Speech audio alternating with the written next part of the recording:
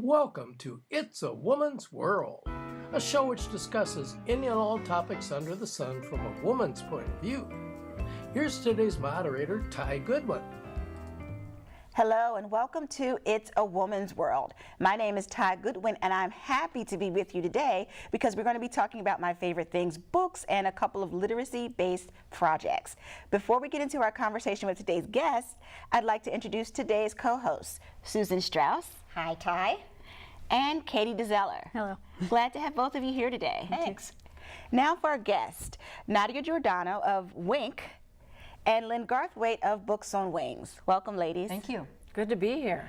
Let's jump into the conversation. So you have a magazine called Wink. What is that? Well, you know, I had some literary magazines a few years ago, way back 10, 15, and even 20 years ago. And one was Poetry in Motion and one was Mississippi Crow Magazine, which life gets in the way and you get busy, and I had retired those magazines, and last year I decided I wanted to do it again so badly. But I didn't feel like resurrecting any of the new or any of the old names. I needed to come up with a new name. So what we have is Wink. And it's kind of an acronym. It's not an exact acronym. Is acronym the right word? Mm-hmm. W-I-N-K. But as you can see, W is purple, I-N-K, ink for ink. But writers in the know, you can see writers in, the is assumed, and no. So sometimes I have to explain that because people say, well, it's not exactly the same. It works, and it works for the readers, and it works for us. And that's creative. Yes, and it's a literary magazine. We publish poetry, short stories, articles, artwork, and photography. Mm. Wow. So how do you find people who will contribute to it? People come from all around the world. What was surprising is I had an old database from my previous projects years ago, and I did send out one email, and that was to 800-900 people that still seem semi-active with emails, and I got several hundred positive responses back. And then the rest of the people are local Minneapolis and Twin Cities. And the magazine is also listed in Writers Market, which is a big source for people coming from all over the world. Yeah. Poets and Writers, and Duotrope. So people come from many different places. Where do you get it? I mean, you've given me a couple copies, but where would I find it? People can get the magazine from me. People can get it from Ann Obbitz, who is our publisher, our printer, and online, it's listed online. The website, winkwriters.com, has all of the information that anybody might want, but it's a print magazine with a digital companion. Okay, okay. Who is the targeted audience? That's young and old alike. I would say maybe not that young. We certainly are have tackled and printed, especially in this issue, some controversial and sensitive subjects, adult subjects. So even though the material runs from lighthearted to funny, we also take some subjects that would be more of an adult audience. Are there any pieces of content that have really gotten like a lot of responses, or a lot of people just really excited about the piece?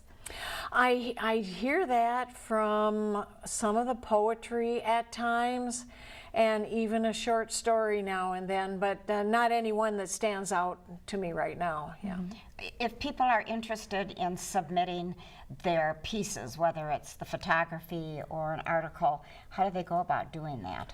I have complete guidelines online, but as an overview, short poetry from 32 lines or less, short stories, 1,200 words or less, flash fiction, which is real short, also good. The shorter the better, because it's not a big, thick magazine, and we want to showcase as many people as possible. But the guidelines will talk about the kind of things we're looking for. We do like quirky, unusual. End the story. Don't just let it trail off like it was a study in English class. It's all written perfectly, but there's no ending, no point to it. I love to see a twist in it, even if it's a little bit odd. And so who determines what will actually get published in the magazine? I mean, do you have a ton of people that will submit proposals, so to speak, every month, or how do you determine that? Submissions come in all the time, but interestingly enough, I might be the final filter, but with short stories, Lynn is our short story fiction editor. And when the submissions come to me, I immediately, once in a while, if the title is catchy enough, I'll take a peek at it. But I really like to immediately shoot it off to Lynn, because I really rely on Lynn's opinion of the story. She sends me a synopsis. I don't know, other than maybe one story that we ever only half disagreed about. And so it's a good fit, because she thinks like I do. So they go to her, she sends them to me. If there's a thumbs up, they get the second chance. If there's thumbs down, I don't even give it the second read. And it is nice, we do have pretty similar tastes in what we're looking for. She talked about stories with a twist. We can go a little dark, you know, but we also like the funny and humorous, quirky, that kind of thing. So I read them first with that eye. Sometimes I'll read something, I like the story, but I know, wow, it's going to take a lot of editing because there are a lot of mistakes in it, so that's something to note. So when I send her a synopsis, I'll give her a brief synopsis of what it's about, I'll give my opinion, and then the thumbs up or thumbs down. I keep track of everything that I've and thumbs sideways. Yeah, there have been a couple of like yellow lights, I guess I call them, because, you know, I'm not sure. I'd like now her to take a second look at it. And in fact, one of the stories that I gave that thumb sideways to early on ended up much later being one of my favorite stories. So it's kind of worth a second look at. At first glance, it was kind of dark, kind of almost creepy, but it had such a compelling story and characters. And it was a flash fiction. It was very short, and such an interesting twist ending that it actually ended up being one of my favorites. So kind of we worked together on that. What do you mean exactly by a flash fiction? I'm not familiar with that It is term. kind of a new term, I think. You know, and it might vary from publisher to publisher, but in our sense, in our context, if you were to picture a story typed on a page, single-spaced, it might just be half a page. Wow. So we're talking very short, maybe a full page, but that would be about it. So flash meaning, you know, you can read it in just a couple of minutes. In fact, I read it out loud recently, and it took me just over a minute and a half to read it. So that gives you an idea of the very short, which is very difficult to write. It's hard you to know? do. Would be very difficult to write, especially if you need a beginning, a middle, and an end. Exactly, and you do, and you want to compel your readers to want to keep reading. So it's a hard genre to write, but it's fun to read. Could you give some examples of what topics have been covered in your poetry and in your flash fiction? Oh, that's across the board. I'd say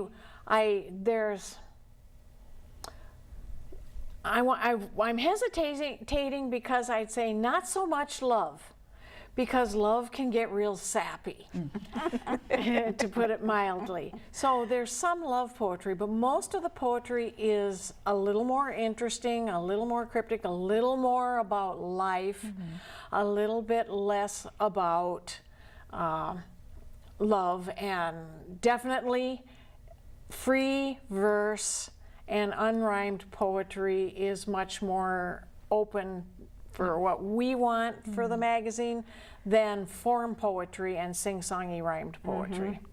Thought-provoking type things, the thing that make you say, wow, I hadn't thought of that way, or, Exactly. or how interesting was that, how well was that put, you know, Make those us kind of think. things. Yeah. I'm curious about the publishing process.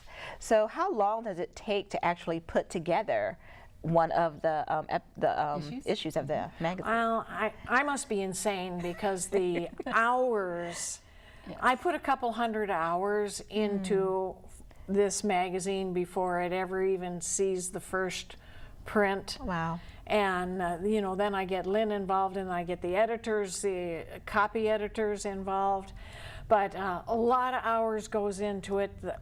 the thing is, I do enjoy formatting and the artistic part of shaping the pages and matching poetry to artwork. All that creative process, it's an outlet for me. So for me, I'm the artist. This is my work, but the materials is someone else's art.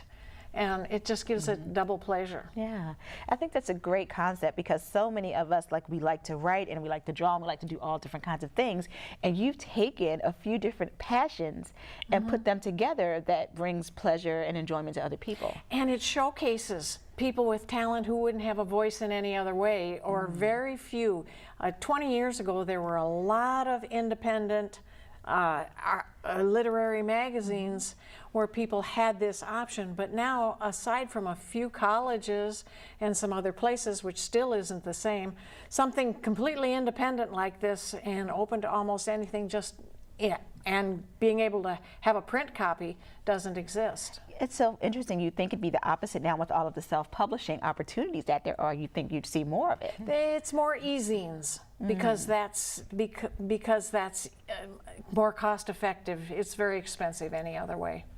But it's a nice outlet for writers and aspiring writers, because we don't look at a material and ask them their resume. We're not asking, have you been published before? You know, we're only going to look at things through agents. There's nothing like that. We're looking at pure material.